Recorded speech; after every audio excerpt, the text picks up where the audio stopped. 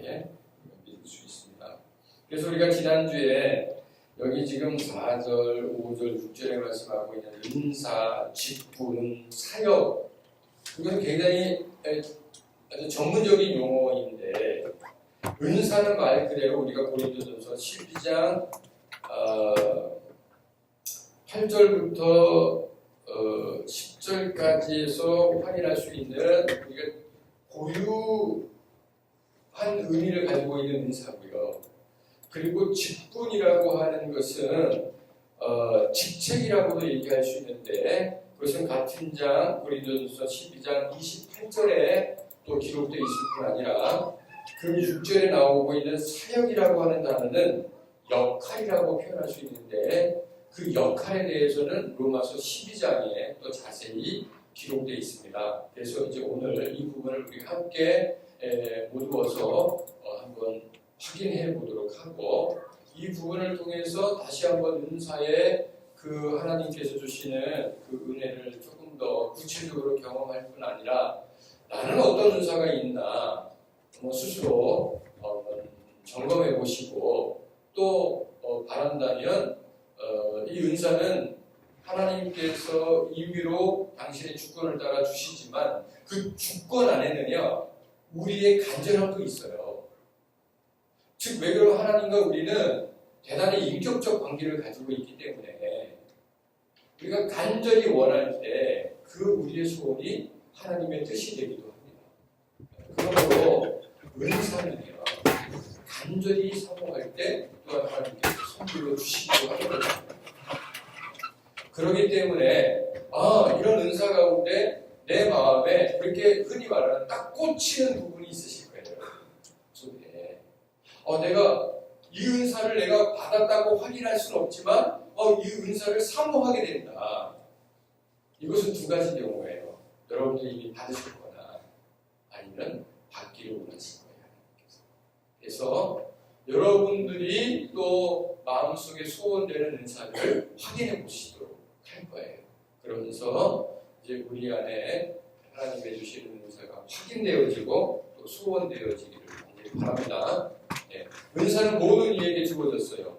모든 이라고 하는 것은 구원받은 모든 분들에게 주어진 은사를 여러분들이 확인하시기 바라고요. 고린도전서 12장 이제 우리가 8절부터 이제 보시죠.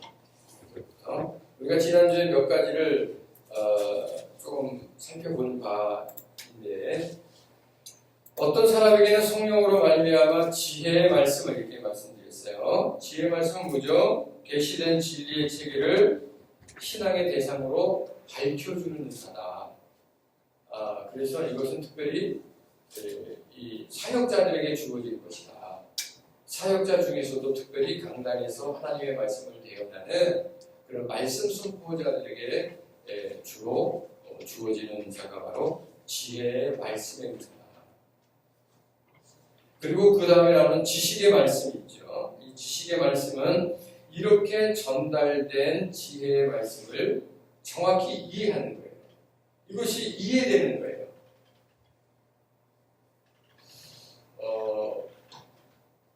우리 교회가 지금 어떻게 보면 말씀 중심의 예전을 주로 드리고 있어요. 저는 개인적으로 찬양의 은혜를 많이 받고 있음에도 불구하고 이제 우리 교회 규모가 아직은 작기 때문에 이것을 조금 더 분리하여 말씀 중심의 예전, 즉 말씀 중심의 예배와 더불어 찬양 중심의 예배도 우리가 이제 함께 이렇게 만들어가면 참 좋겠는데, 이 두 가지를 이 제한된 시간에 함께 한다는 것은 대단히 어려웠기 때문에 분리할 필요가 있거든요. 그래서 찬양 중심의 예전을 우리가 조금 더 강조할 필요가 있는데, 이것이 우리가 조금 규모가 커지면 충분히 만들어질 수 있고, 또 우리 교회면 정말 은혜로운 찬양 예배를 이렇게 마음껏 드릴 수 있도록 공급할 수 있어요. 규모 문제 때문에 우리가 왕성하게 하지 못하고 있는 부분이어서 안타깝습니다만, 지금 우리가 드려지는 예배는 주로 말씀 중심의 예배입니다. 그런데 이 말씀 중심의 예배인과 더불어 말씀의 톤이 조금 화려하죠. 그래서 흔히 말하는 이게 그냥 생각 없이 들으면 이해하기 어려운 거예요. 정신 바짝 차리고 정말 집중해서 말씀 한 절도 놓치지 않으려고 노력할 때 그 30분, 40분, 50분 동안의 말씀을 한 단어로 요약하고 한 문장으로 요약해낼 수 있게 되죠. 집중만 하면 여러분 하실 수 있어요. 이제 그러다 보니까 어떻게 보면 에너지가 소모돼요. 그러니까 굳이 그게 어려우면 참 예배 드리기 어려워요. 그냥 뭐 덕담 중심에, 예화 중심에 그런 말씀을 편안하게 그냥 맞아, 재밌네, 그렇지, 맞아. 이럴 수 있는 말씀이면 참 좋겠는데 이게 아니라 조금 어렵단 말이에요. 조직적이고 논리적이어서 집중하지 않으면 놓쳐버려요. 그런데 중요한 건요. 그렇게 집중해서 내가 말씀을 대하고 나니까 이 말씀이 어떤 의미인지 알아지는 거예요. 이게 지식의 말씀입니다. 그러므로 이 시대 성도들에게 절실한 은사예요. 말씀을 들었는데 이해가 안 돼. 이거는 지혜의 말씀의 은사를 받은 말씀 선포자가 나태하거나 부족하거나 무식하기 때문일 수도 있지만 그렇지 않다면 이것은 말씀을 듣는 회중의 문제입니다. 내게 지금 지식의 말씀의 은사가 없기 때문에 깨달아지지 않는 거예요. 이해가 되지 않는 거예요. 그래서 첫 번째 여러분들에게 정말 필요한 은사는 지식의 말씀입니다. 말씀을 들을 때마다 이것이 이해되고 깨달아지고 실천할 수 있는 동기가 부여되게 돼요. 그렇게 되기를 바랍니다. 특별히 우리 교회는요, 지식의 말씀의 은사를 받은 분들이 많아요. 이거는 제가 강단에 서서 말씀을 전할 때 성령께서 정말 엄청나게 정확하게 말씀하세요. 그런데 이건 사적인 부분이기 때문에 내가 누구 이렇게 찍어서 당신은 지식의 말씀 은사 받았습니다. 당신은 아직 부족합니다. 당신은 좀 멀었습니다. 이렇게 할 수가 없는 부분이에요. 이건 제가 여러분께 친숙하기 때문이 아닙니다. 제가 외부에 나가서 말씀을 전해도요. 지식의 말씀의 은사를 받은 분들은 보입니다.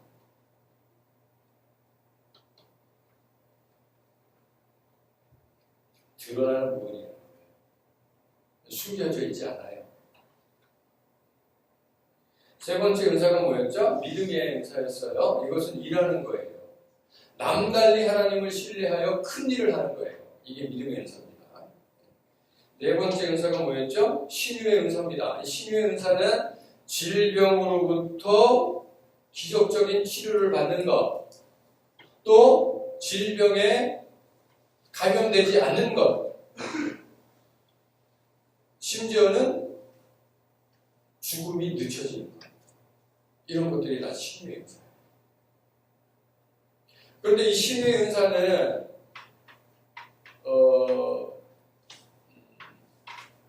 잘 이해를 해야 해. 이것이 극단적일 때 병원 가지 말라고 얘기하고 약 먹지 말라고 얘기하게 됩니다. 기도하면 돼 이렇게 얘기해요. 그렇지 않습니다. 왜요? 이건 은사거든요. 은사를 받은 사람들에게 나타나는 것이거든요. 그렇기 때문에 천편일률적으로 그렇게 마치 그 방정식처럼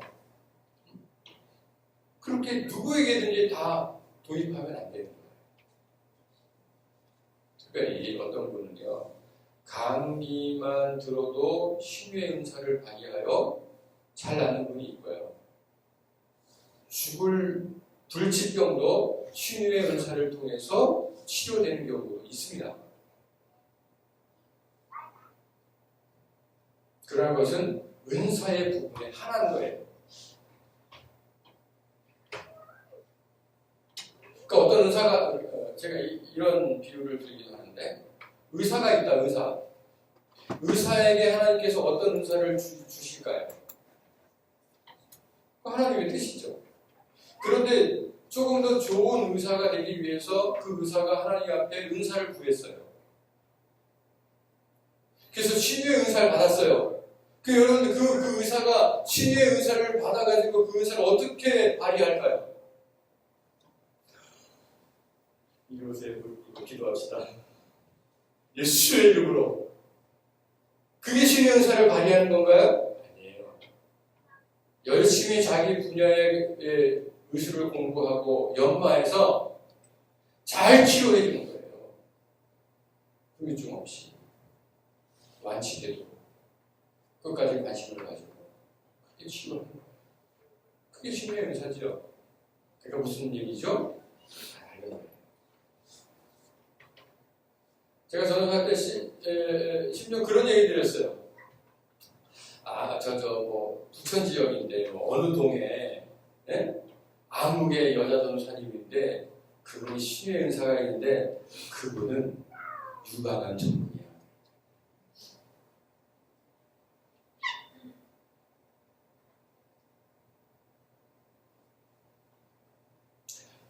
저기 무슨 동 몇 동에 있는 그 남자 전도사가 있는데 그 전도사가 예언의 은사를 받았는데 따끈따끈해. 가보면 쪽지기처럼 다 맞죠. 무서운 거야 이게. 은사는 그렇게 발휘되는 게 아니고요. 그래서 은사는 반드시 교회를 기초로 발휘되게 됩니다. 교회라고 하는 하나님의 공동체 안에서 은사가 발휘되게 돼요. 교회를 떠나는 순간 은사는 사적인 것이 되고 그것은 마치 경건을 사적인 이해의 도구로 쓰여지는 이익의 도구로 쓰여지도록 말하는 적그리스도가 되는 첩경이 됩니다. 그래서 치유의 은사를 우리 잘 이해하셔야 되고요.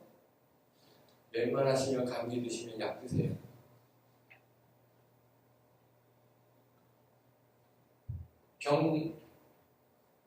질병에 문제가 있다 하시면 병원 가셔서 정확히 검사하시고요.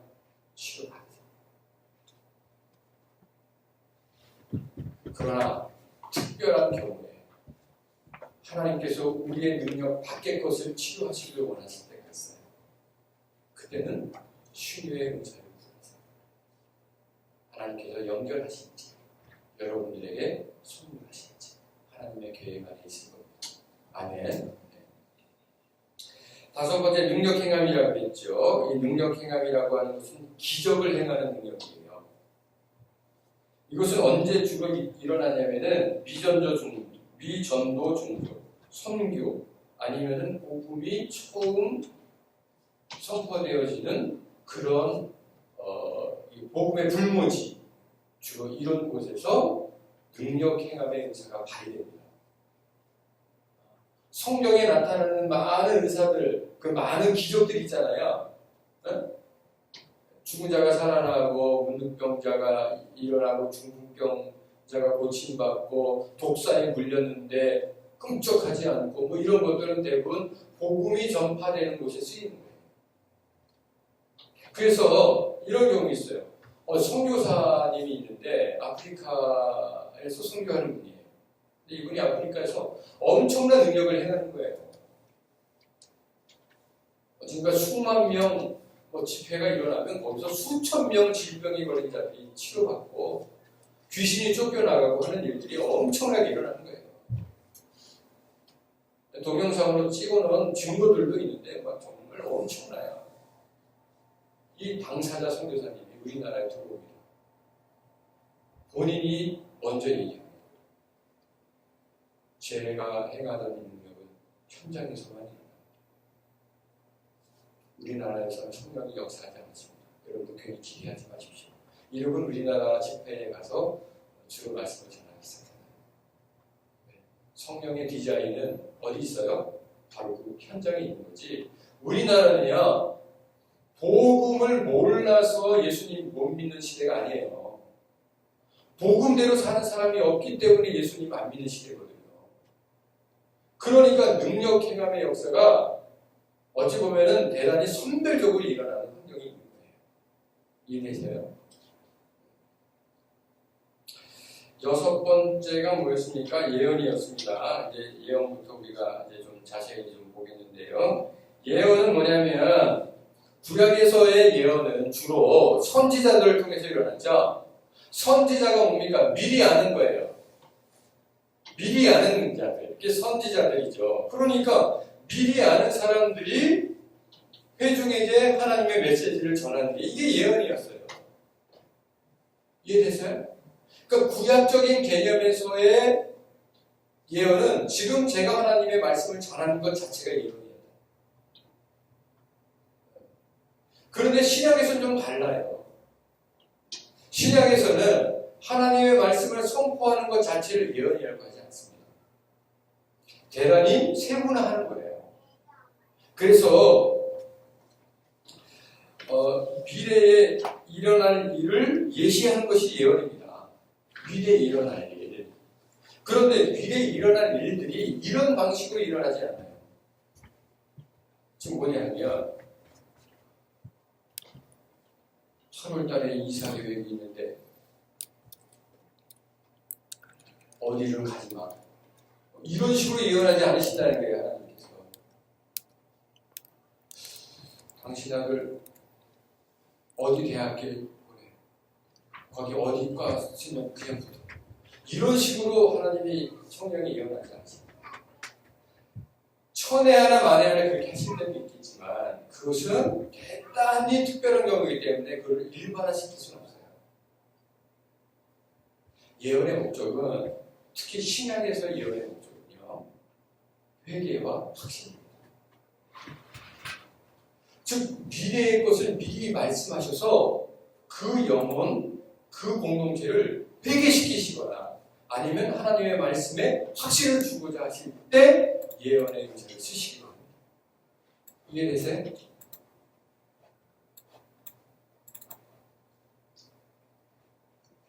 시간 관계상 이 자세한 부분들은 제가 나중에 조금 더 자세히 여러분들이 전해드릴 수 있겠습니다. 일곱 번째, 이 아주 고전적인 은사의 부분에서 영분별의 은사를 이야기하고 있습니다. 그렇죠? 여러분들 이거 하나하나 확인하고 계십니까? 한 성령으로 병 고치는 은사를 어떤 사람에게는 능력 행함을, 어떤 사람에게는 예언함을, 어떤 사람에게는 영들 분별함을 이렇게 나오죠. 영들을 분별하는 거예요. 그 강남에 보면 그 명품 중고 하는 샵들이 쫙 있습니다. 현대 아파트 그 앞쪽에 보면 명품 중고 파는 데가 쫙 있어요. 근데 거기 중간중간 뭐가 있냐면은 전당부가 있어요. 그리고 또 중간중간에는 그것을 감별해주는 일을 합니다. 전당부에서 하는데 이 사람들이 하는 건 뭐냐면 이 명품이 진짜인지 가짜인지를 분별해줍니다. 감별해줍니다. 우리 보통 사람들이 보면 그리고 또 중간중간에는 그것을 감별해주는 일을 합니다. 전당부에서 하는데 이 사람들이 하는 건 뭐냐면 이 명품이 진짜인지 가짜인지를 분별해줍니다. 감별해줍니다. 우리 보통 사람들이 보면 너무 완벽해서 오히려 두 가지를 놓고 어느 게 진짜고 가짜냐고 얘기하면 진품을 가짜로 얘기하고 가품을 진품으로 얘기하는 만큼 엄청나게 똑같이 만들기 때문에 이 사람들이 하는 일은 어느 게 진품인지를 구별해내는 거예요. 기가 막히게 맞습니다. 이 사람들한테 가는 꼼짝없이 가품들은 다 드러나게 되어 있습니다. 영들 분별한 것 마찬가지입니다. 영 분별의 은사를 받은 사람 앞에서는요, 악한 영들이 양과 같이 역사할 수 없고 천사와 같이 역사할 수 없습니다. 본 모습이 드러납니다. 그래서 영 분별은 대단히 중요한 은사입니다. 특별히 이제 말세지말이라고 얘기하는 마지막 때가 될수록 악한 영들이 더 흉포하게 역사하고요. 그렇기 때문에 우리는 이 악한 영들의 역사를 우리가 구분할 줄 알아야 돼요. 그런데 이것에 키워드가 있습니다. 악한 영들을 구별하는 게 결국은 영분별이거든요. 무슨 천사로 구별할 필요 있어요? 당신은 가브리엘이고 당신은 미가엘이시군요. 이런 거 구별하는 게 아니란 말이에요. 영분별은 악한 영을 구별하는 거란 말이에요. 그럼 그 악한 영을 구별하는 데 가장 중요한 키워드가 있다. 그게 뭔지 아십니까? 시간 관계상 성경 구절을 다 찾아보지 않겠습니다만 그 키워드는 뭐냐면 거짓입니다. 거짓. 악한 영들은 거짓을 통해 역사합니다. 근데 이 거짓이요 얼마나 교묘하냐면 100이면 완성품이 100이라고 얘기한다면 99가 진짜예요. 하나 가짜가 섞입니다. 99가 진짜고 하나가 가짜면 그 100이라고 하는 제품은 가짜예요. 그 하나를 찾아내는 게 영분별이에요. 그래서 이게 대단히 경계선에 있고 이게 사실 쉽지 않습니다. 그럼에도 불구하고 일선 현장에서 사역을 하는 이들에게는요 영분별의 은사는 너무너무 중요합니다. 특별히 거짓인가 참인가로 구별하는 것은 더더욱 중요하다 말씀할 수 있어요. 그 다음 8번째 방언입니다. unknown language, 알 수 없는 말로 이야기하는 거예요. 예전에 몰랐던 언어로 말하는 거죠. 실제로 어떤 방언은 뭐 일본 방언, 영어 방언, 무슨 뭐 스페인 방언, 그래서 그 나라 언어와 아주 비슷한 방식으로 예언한 그 방언하는 경우도 있습니다. 그리고 이 방언은 예언의 은사와 같이 쓰이는 경우들이 많고요. 그러나 그렇지 않은 사람이 전혀 알아들을 수 없는 은사가 대부분입니다. 방언입니다. 그 사람이 알아들을 수 없고 해석할 수 없는 게 대부분이에요. 방언은. 심지어는 말하고 있는 본인도 몰라요. 자기가 무슨 말을 하고 있는지.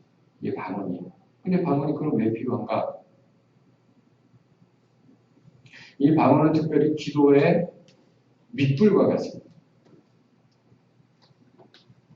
여러분 실제로 방언의 은사를 받은 분들은 기도 생활이 훨씬 윤택해요. 성령이 하시는 기도로 할 수 있기 때문에 내가 의지로 하나님께 한 사람 앞에서 1시간 말하라고 하면 끊임없이 한 사람 앞에서 1시간 말하는 게 고요가 머리를 짜내고 막 논리를 뭐 휘발하기 힘들잖아요. 그런데 성령이 인도하시는 기도를 하게 되면 내 안에 영적인 그 풍부함이 임해가지고 내 의지와 내 노력으로 하지 않는 기도 생활이 가능해지는 거죠. 그래서 이 방언은 그런 의미에서도 상당히 필요한 부분이 있습니다. 그래서 이 방언은 해석이 안 되는 언어란 말이에요. 그래서 이것을 해석하는 은사가 또 있어요. 이것이 통변의 은사예요. 그래서 이 방언을 이제 통역하는 은사, 이것이 바로 그 다음 나오는 통변의 은사입니다. 왜 통변의 은사가 필요할까요? 기도는 대단히 사적인 부분이잖아요. 내가 하나님과 대화하는 건데 그것을 누가 듣고 해석을 해줄 필요가 없는 거잖아요. 좀 전에 말씀드렸다시피 예언의 은사가 방언을 통해 역사할 때 나도 알 수 없고 회중도 알 수 없잖아요. 그것을 통변의 은사 받은 사람이 알아들을 수 있는 우리말로 해석해 주는 겁니다. 그래서 예언의 은사, 방언의 은사, 통변의 은사는 늘 세트로 다닙니다. 이해되시죠? 이런 부분이 이제 우리가 이제 알고 있는 아주 고정적인 은사의 부분이에요. 그러면 고린도전서 12장에서 말씀했던 은사와 더불어 직분과 사역이라고 말씀했잖아요. 그래서 이 직분은 직책이라고 얘기할 수 있죠. 그래서 28절 보시면 고린도전서 12장 28절 보시면 직책에 대해서 나옵니다. 28절 보세요. 하나님이 교회 중에 몇을 세우셨으니, 그렇죠? 어디 중에? 교회 중에. 교회에서 세워진 직책을 얘기합니다. 지금 우리는 교회에서 어떤 직책을 흔히 이렇게 정해놓고 있죠?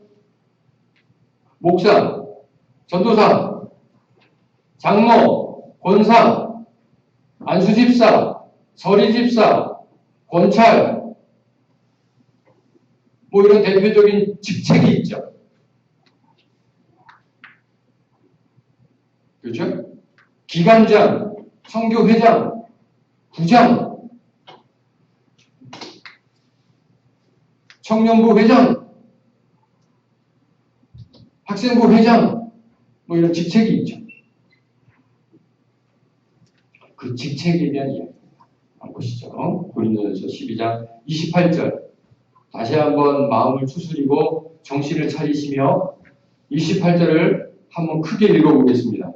하나님이 교회 중에 몇을 세우셨으니 첫째는 사도요, 둘째는 선지자요, 셋째는 교사요, 그 다음은 능력을 행하는 자요, 그 다음은 병 고치는 사와 서로 돕는 것과 다스리는 것과 각종 방언을 말하는 것이라. 아멘.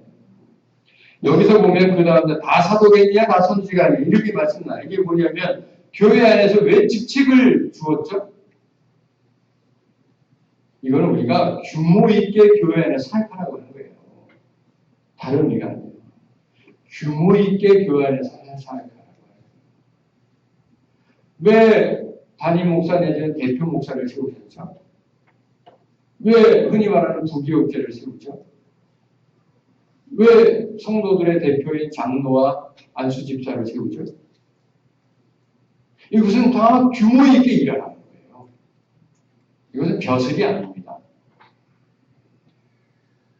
교회 안에서 어떤 포지션을 얘기하는 게 아니에요. 단지 직분이에요.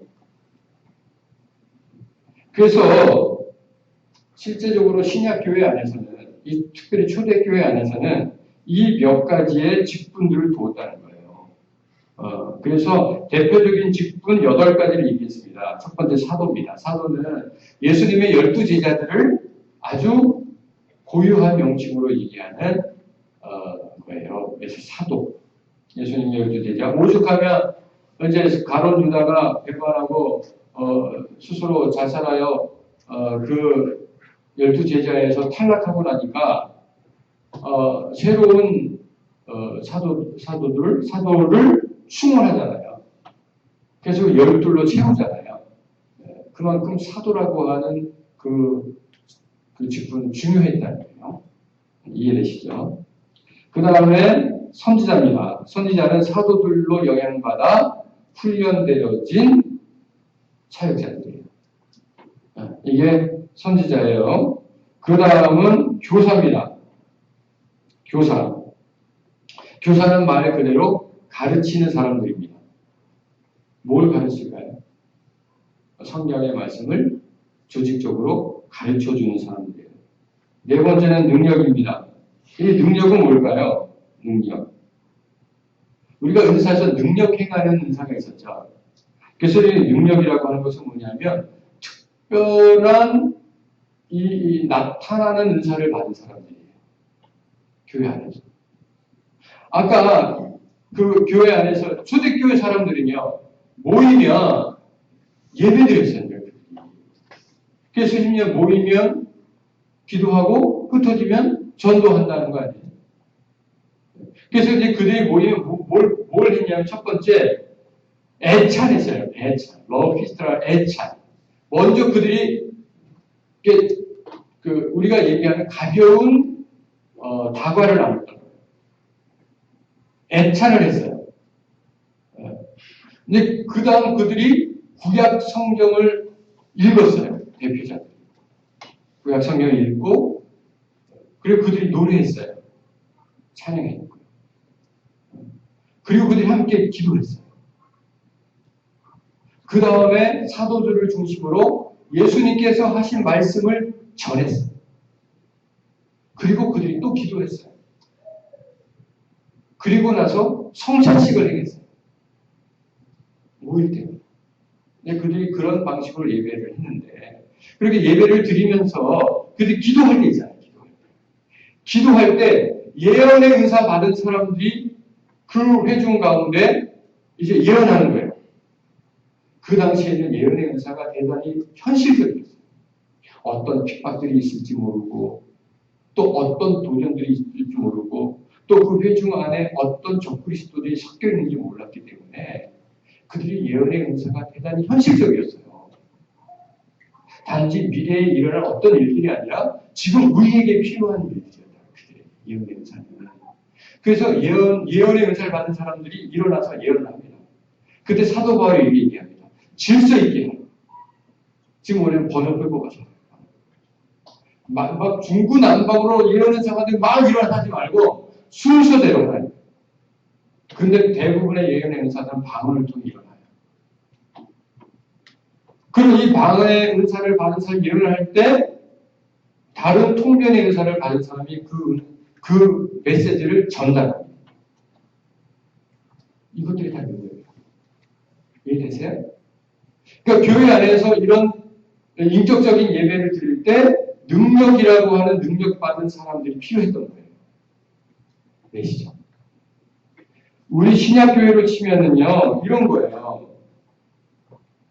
지금 우리 교회에서 안식년을 보내고 있는 김철 전사님이 여러분들 보고 계시는 이런 모든 디자인을 다 하고 설치를 다 하고 심지어는 여러분들이 존재 자체는 모르시겠지만 지금 하강단 바로 위에 있는 엄청난 무게를 가진 게 우퍼 스피커예요.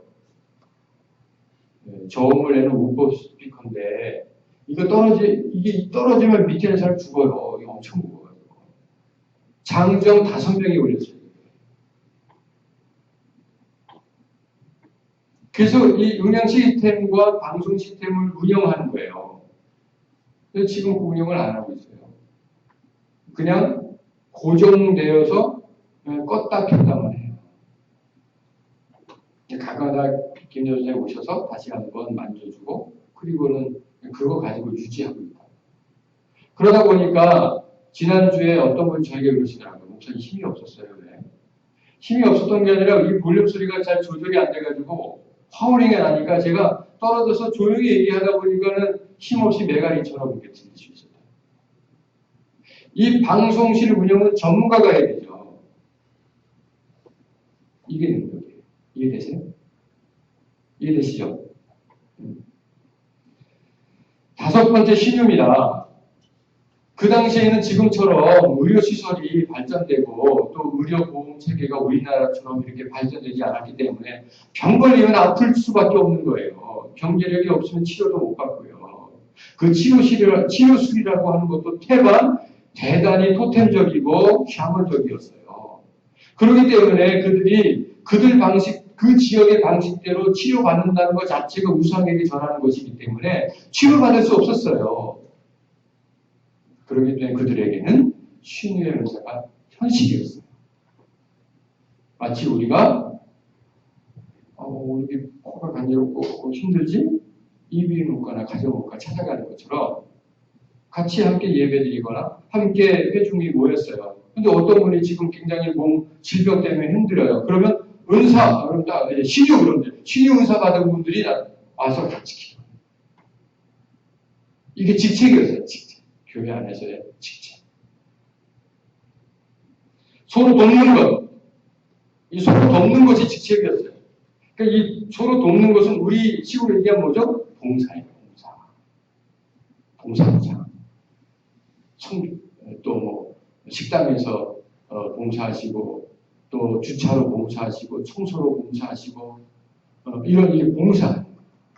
주일날 일찍 오셔가지고 주보 적어주시는 것 이런 아주 작고 사소한 것부터 시작해서 아무나 할 수 없는 큰 것까지 이게 다 봉사, 서로 돕는 거예요. 그 다음에 다스리는 것 이건 치리자. 교회 안에서 분쟁이 일어났어요. 그때 옳고 그름을 판별해 주는 거예요. 이게 치리자예요. 이게 뭐라고 하냐면은 다스리는 것 이게 직책이었어요. 그 다음에 마지막 방언이에요. 여기 방언은 은사의 방언이 아닙니다. 은사로서 방언은 모르는 말이에요. 모르는 언어고요. 여기 방언은 뭐예요? 외국어를 구사할 수 있는 사람이에요. 그 당시에는 여러 나라 사람들이 모였어요. 저 아프리카 사람이 왔다고. 아프리카 말을 하는데도 알아들을 수가 없어. 그럴 때 어떻게 해요? 이 방언 은사가 있는 이 외국어 구사자가 와가지고 해석해줘. 메모도한 큰 교회를 보면 외국인들이 예배드리는데 뭐 하나 끼고 듣죠. 예배드리죠. 이게 뭐예요? 자동 통역이죠. 그게 방언이에요. 해석해 주는 거죠. 그러니까 지금 방언은 교회 직책으로서 이제는 첨단 기기가 이제 감당하고 있는 거죠. 그렇듯 교회 안에서의 아름다운 규모와 질서를 지키기 위해서 그리고 함께 더불어 같이 아름다운 사역을 감당하기 위해서 이제 직책을 주셨다는 거예요. 마지막 고린도서 12장 6절에서 뭐라 그랬어요? 사역이라고 그랬죠. 이 사역은 다른 말로 역할이에요. 직책과 연결돼 있어요. 대단히 연동돼 있지만 분명히 그 구체적인 의미는 달라요. 그래서 로마서 12장을 여러분들이 한번 보시기 바랍니다. 오늘 의사를 다 마쳐야 되기 때문에 한 5분 정도 조금 더 설명하도록 하겠습니다. 로마서 12장 4절부터 8절 보세요. 우리가 한 몸에 많은 지체를 가졌으나 모든 지체가 같은 기능을 가진 것이 아니니. 이거 무슨 얘기죠? 우리가 그리스도의 몸이고 우리는 지체다. 그럼 그 지체는 같은 기능을 가진 게 아니지 않냐. 눈은 보고 코는 맡고 귀는 듣고 하는 것이지 않냐. 다 지체가 다르고 그 고유한 기능이 다른 것처럼 이와 같이 우리 많은 사람이 그리스도 안에서 한 몸이 되어 서로 지체가 되었느니라. 오늘 우리가 본 동영상에도 여러 외모, 여러 사람들이 모여서 공동체를 이룬다는 거잖아요. 지체, 우리는 지체다. 그러므로 우리에게 주신 은혜대로 받은 은사가 각각 다르니, 그래서 여기 은혜대로 받은 은사, 이 은사가 뭐냐면 역할을 얘기해요. 사역. 그래서 혹 예언이면 믿음의 분수대로, 혹 섬기는 일이면 섬기는 일로, 혹 가르치는 자면 가르치는 일로, 혹 위로하는 자면 위로하는 일로, 구제하는 자는 성실함으로, 다스리는 자는 부지런함으로, 긍휼을 베푸는 자는 즐거움으로 할 것입니다. 여기서 말씀하고 있는 역할과 그 역할을 수행하는 태도까지 이제 로마서에서는 말하고 있어요. 네, 다 자세히 설명드릴 시간은 없고 구분만 해보시죠. 7가지 역할에 대해서 말씀하고 있는데 첫 번째 예언입니다. 예언은 계속해서 지금 중요한 은사로 우리에게 이제 주어지고 있죠. 그 다음에 섬기는 일, 봉사죠. 사역하는 거죠. 세 번째 가르치는 일이죠. 네 번째 위로. 이걸 다른 성경에서 권위라고 얘기합니다. 권위. 예. 다섯 번째 구제, 여섯 번째 다스리는 것, 일곱 번째 긍휼. 그래서 보면 고린도서 12장 28절에 말씀하고 있는 직책과 역할은 아주 상호 유기적인 관계를 가지고 있는 것을 여러분들이 아시겠죠? 그래서 여기서 더 구분하기보다는 그래서 사역의 부분에서는 직책과 더불어 구분하기보다는 그 직책을 어떤 태도와 자세로 감당해야 되는가. 그래서 한 예로 예언의 은사를 받았다면 그 예언의 은사의 역할을 감당할 때 어떻게 하라는 거예요? 믿음의 분수대로 하라. 믿음의 분수. 여기 믿음의 분수는 뭐냐면 로마서 12장 3절에 얘기하는 믿음의 분량대로라고 해요. 믿음의 분량.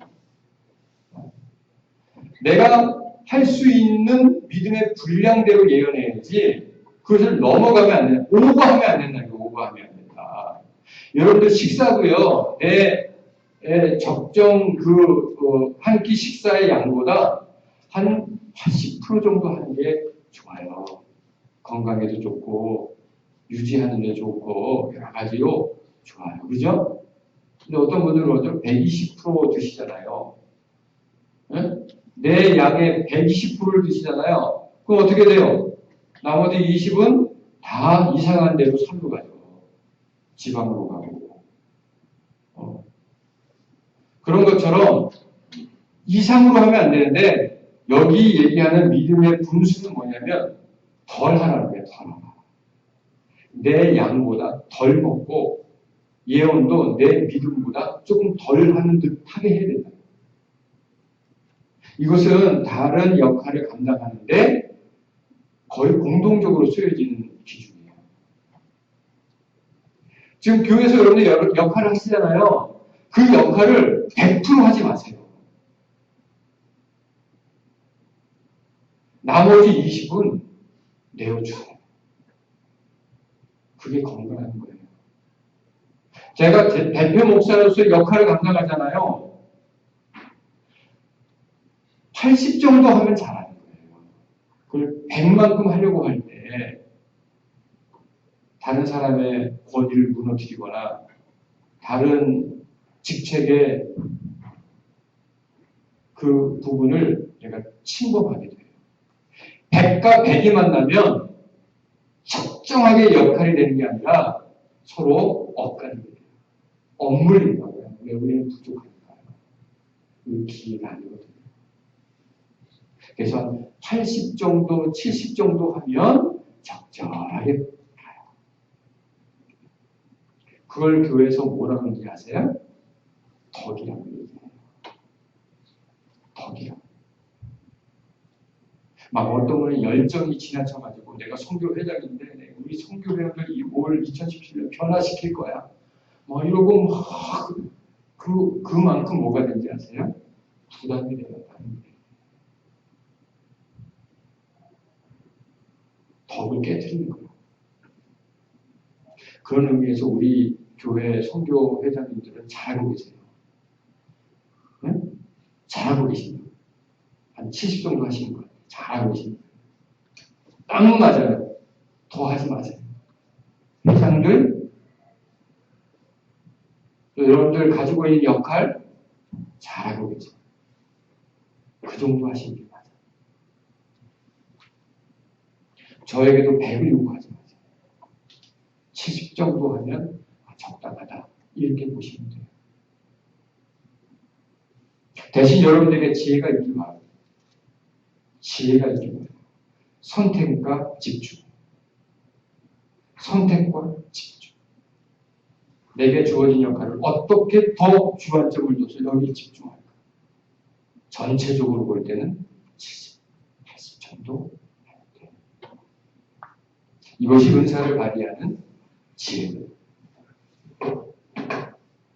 어떠세요? 시간 관계상 사실 이건 은사 하나를 가지고도 한 타임으로도 부족한데 이 많은 은사들을 이렇게 열거하고 마치 백화점식으로 여러분들에게 전달하는 것이 저에게도 참 버거운 일이고 여러분들도 부담스러운 일인데 나머지 일은 여러분들이 몫이에요. 적어도 여러분들이 다시 듣기로 오마이갓에서 말씀을 들을 수 있고요. 노트하지 않으셨을지라도 그 동영상을 통해서 본문들을 여러분들이 다시 받으실 수 있을 거예요. 그럼 그 본문들을 통해서 한 번만 다시 듣기를 하고 성경책을 피시는 순간 그때 그 얘기가 이거였네. 지식의 말씀의 은사가 여러분에게 주어진다. 아멘. 은사는 거저 주어지지 않아. 간절할 때 주어진다. 기도하겠습니다. 사랑의 아버지 하나님 감사합니다.